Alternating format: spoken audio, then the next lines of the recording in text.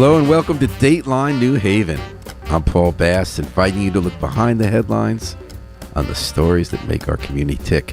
Boys, there have been headline after headline. Every time you turn on your phone, like if you accidentally have to go outside and pick up the newspaper, there's some other crazy headline about what's happening with the federal government and big changes on a whim that affect how trillions of dollars are being spent and how we're going to run our country. Luckily, we have a budget lab in New Haven, the Yale Budget Lab. I think it's less than a year old, that is set up specifically to help us understand the implications, the policy implications and economic implications of the decisions that get made in Washington. And we're fortunate this morning to have Patrick Oakford, who's a senior fellow at the Yale Budget Lab, to try, if he can, I know it's a tall order, to make some kind of sense out of these crazy headlines. Patrick, thanks for joining us this morning by Zoom. Thanks so much for having me on. Where are you right now? I'm based in New York City, in Brooklyn. In Brooklyn, okay. So it's the center of the resistance, or there is no resistance yet, except for when yesterday all the senators and congressmen were outside the USAID office. What's the mood in Brooklyn? Yeah.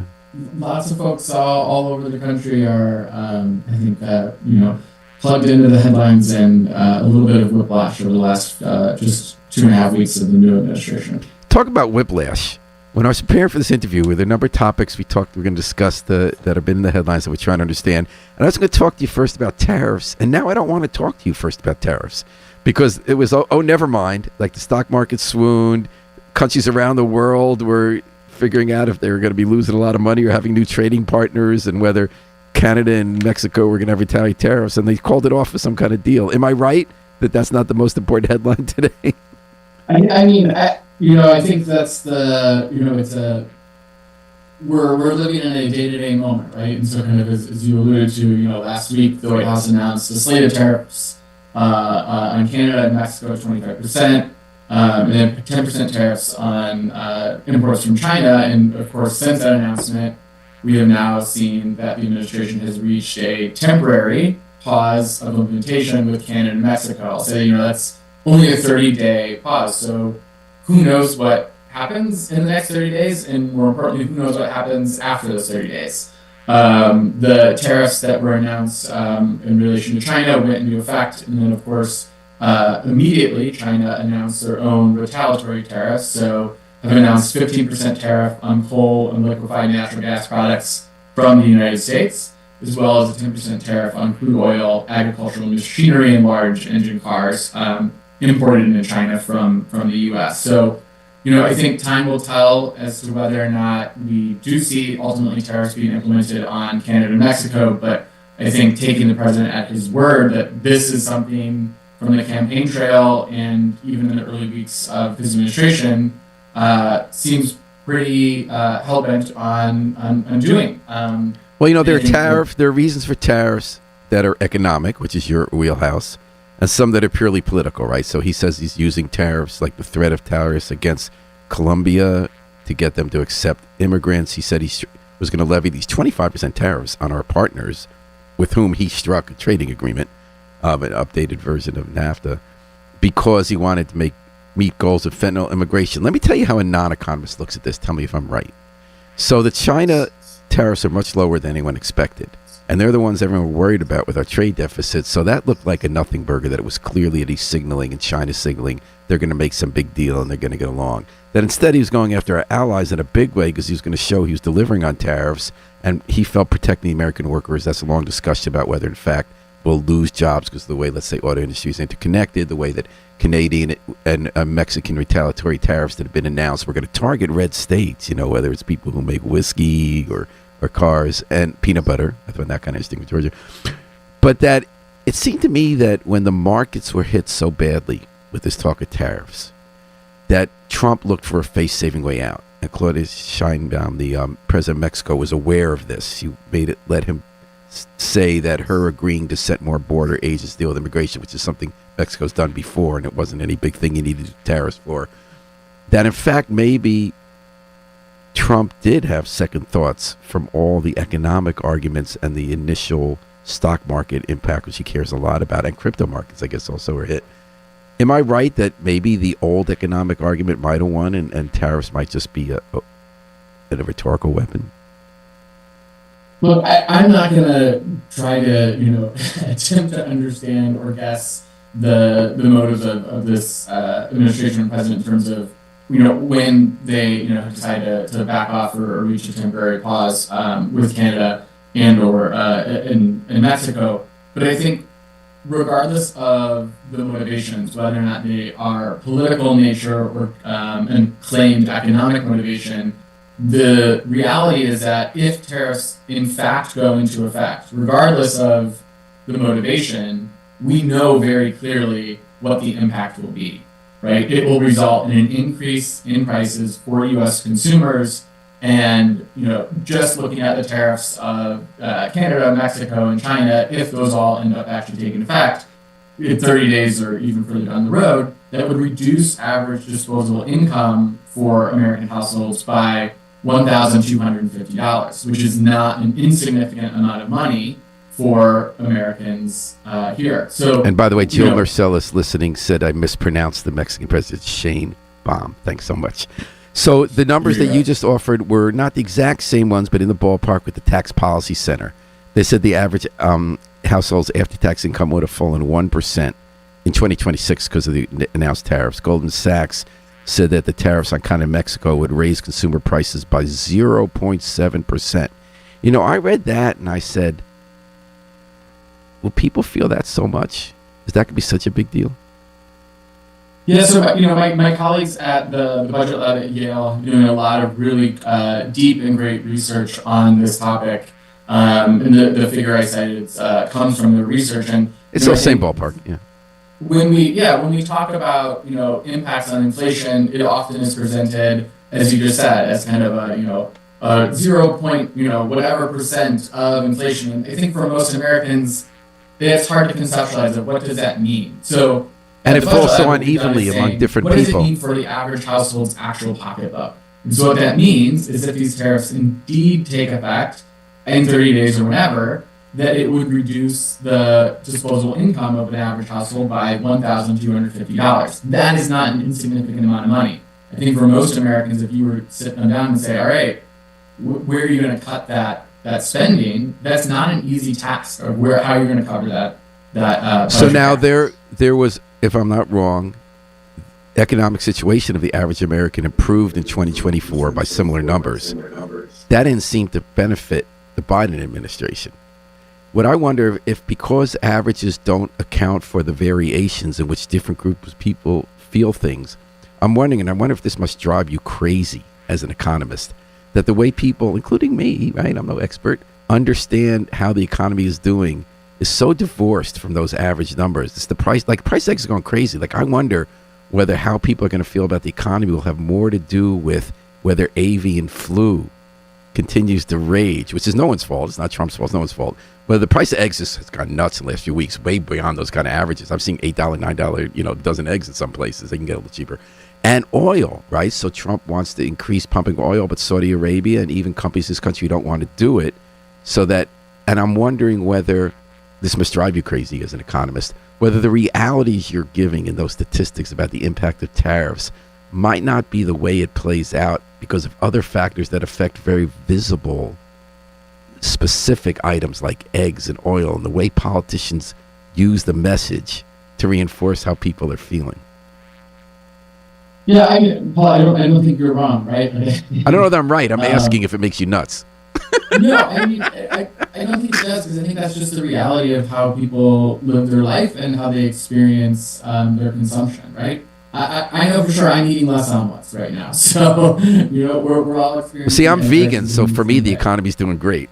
And then the other thing I want to ask you was, economists, we have a lot of assumptions how the economy works, right? So people like me who read stuff but don't know anything just basically agree with you, right? All our assumptions about free trade, I read The Economist, right?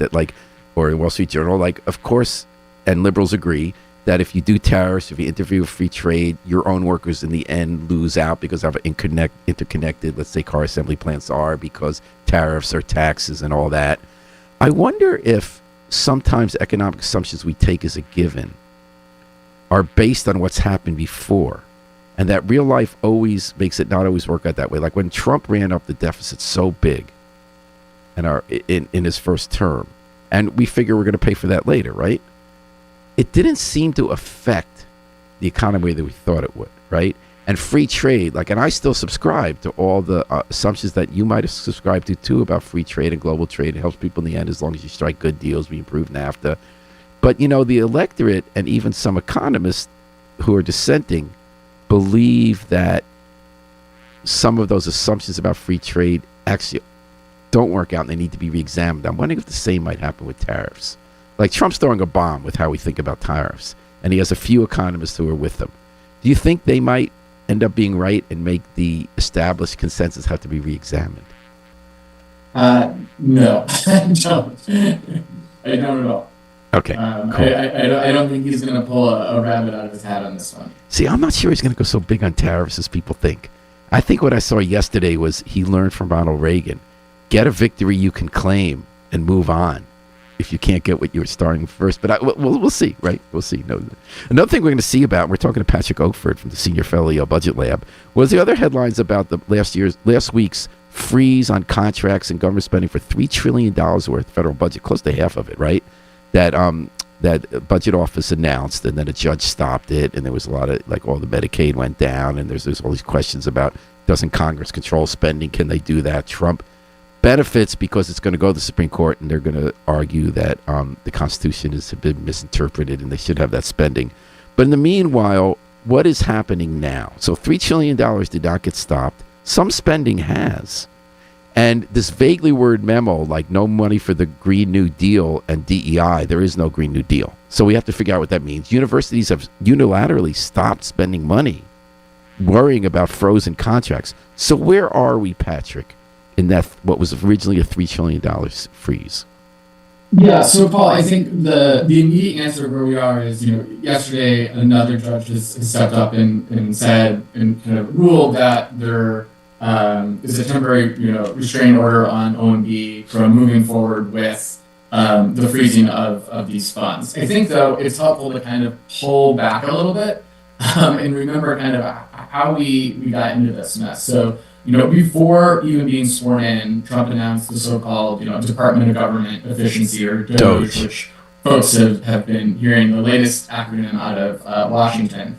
And again, before inauguration, in an op-ed in the Wall Street Journal, Elon Musk clearly articulated the goal of DOGE, right? It was to, one, drastically reduce the federal workforce and dismantle the manner in which government currently functions.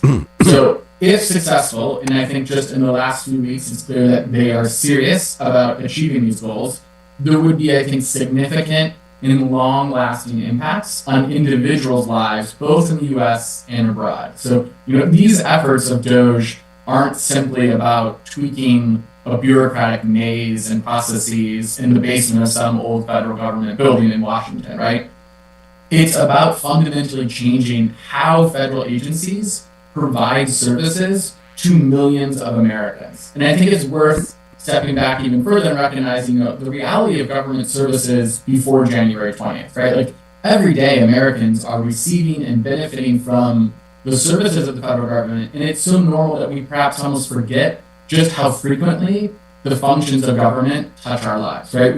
We know the food that we are purchasing at stores is safe because of the efforts of the Food and Drug Administration, along with the CDC, right? And it's those agencies that help identify when unsafe products have hit shelves, unfortunately. E. coli breaks from lettuce. We all see when that happens, and it's pulled out of our shelves. We have confidence in boarding flights and getting in new cars, knowing we can reach our destination safely because of standards and inspections and guardrails from federal government, right? Seniors and veterans know they will be able to receive the benefits of healthcare because of federal government, right? And so there's a whole host of things that the government does because of a dedicated and experienced civil service of over 2 million workers in federal government.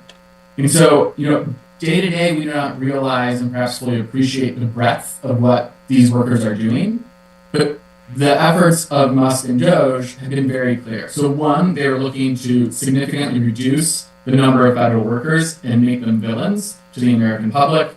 And two, they are trying to dismantle the core functions of federal agencies.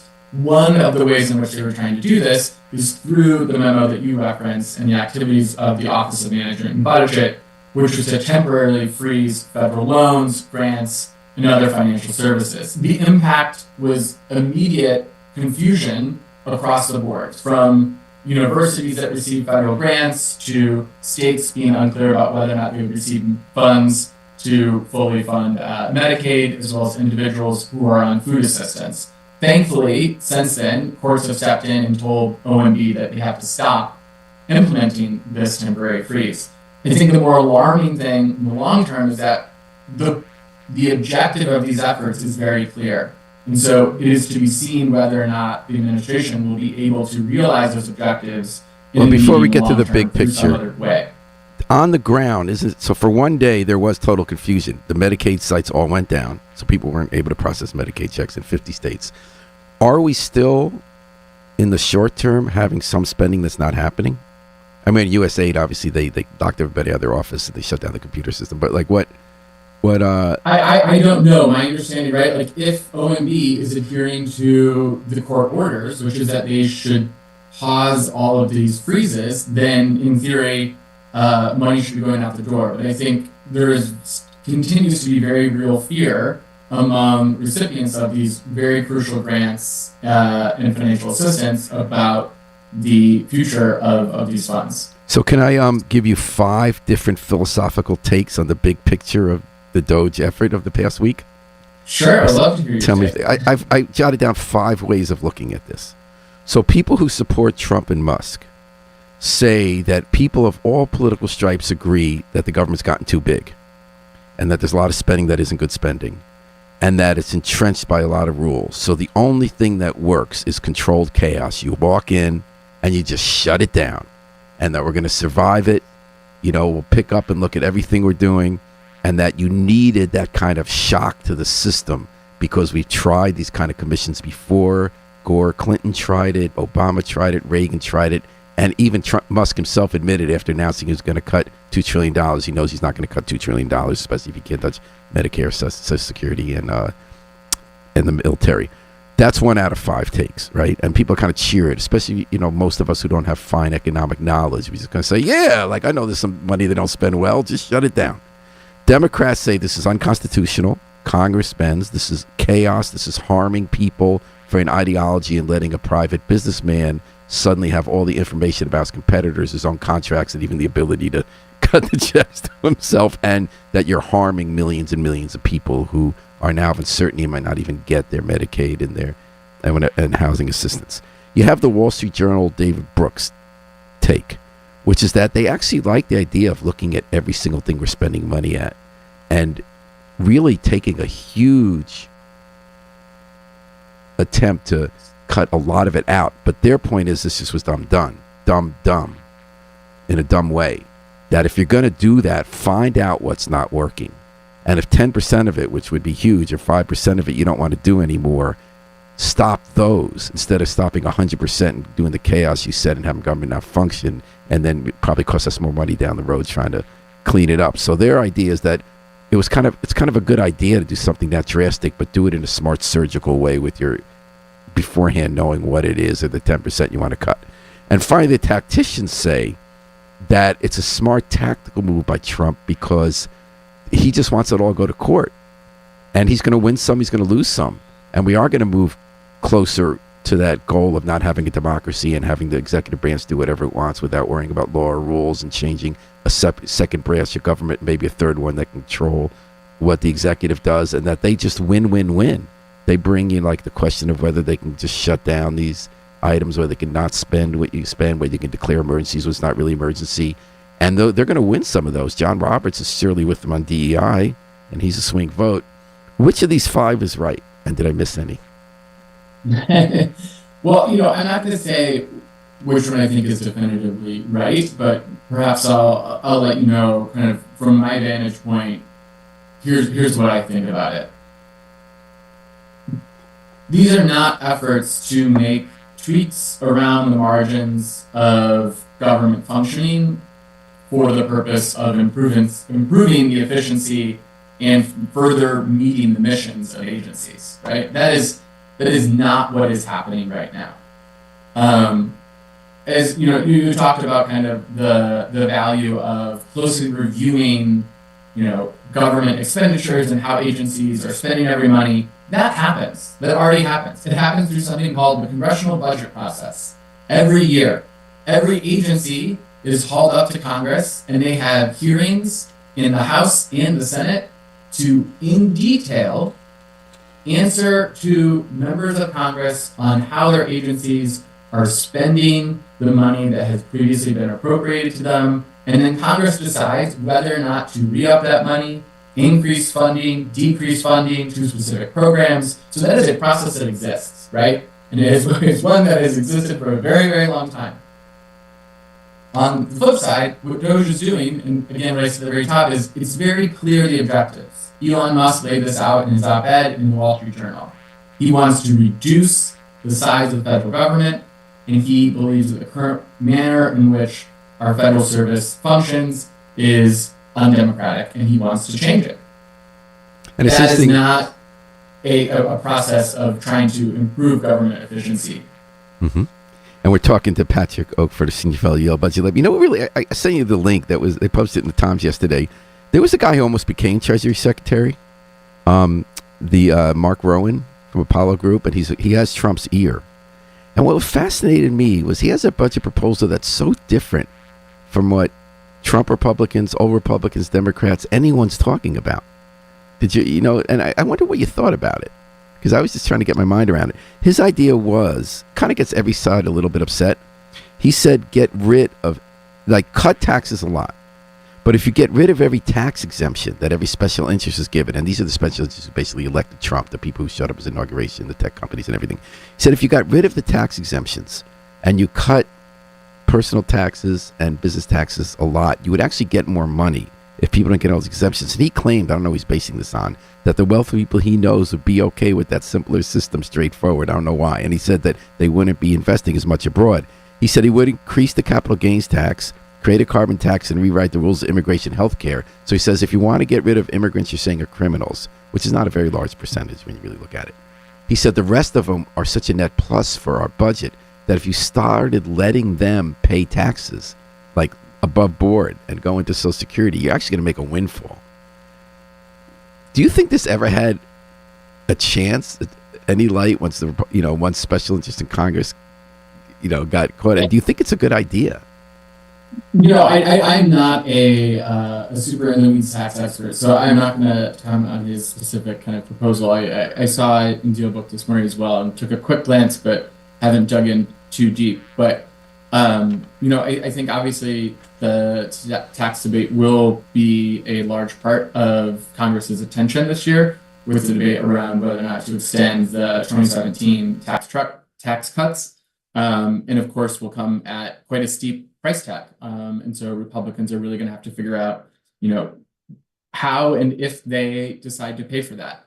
And so I think we'll just have to wait and see.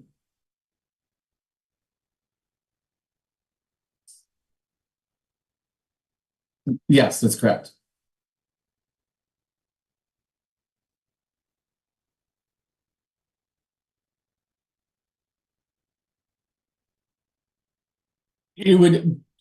So one, immigrants today contribute significantly to our economy, not only in the labor that they provide as workers in a number of crucial industries, healthcare, agriculture, service sector, you name it. But if there is mass deportation, that will have a significant drain on our economy, particularly industries that are disproportionately reliant on immigrant labor. You spoke about the tax contributions of immigrants, and I think it's really important to underscore that many undocumented immigrants today are already paying taxes to the United States, even if they do not have work authorization. You can file taxes with the IRS without a Social Security number using what's called an I-10. Many undocumented immigrants do this, and in fact are providing significant financial contributions to crucial government programs like Social Security and Medicare, but are not reaping the benefits of any of those contributions themselves because of their status.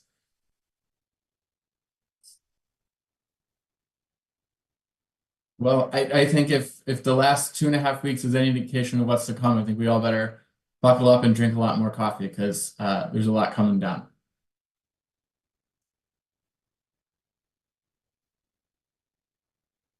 Have someone explain in real economic terms what everyone's arguing about so much every day. And so thanks for keeping us informed, Patrick. Patrick Oakford, Senior Fellow, Yale Budget Lab, our guest talking about what's behind the economic headlines right now coming out of Washington. And for the second half of our show today, I want to do the opposite of what we just did, which is I want to give us a chance for a half hour, and a half hour is like a long time nowadays, not to think about the headlines coming out of Washington, not to get upset about anything, but to go wide with music that helps us go wide and think about what else we have to appreciate in life and where we can go to follow our dreams. Right now, we're taking it with the Afro-Semitic Experience performing I Wish I Knew How It Feel to Be Free from the group CD, A Plea for Peace.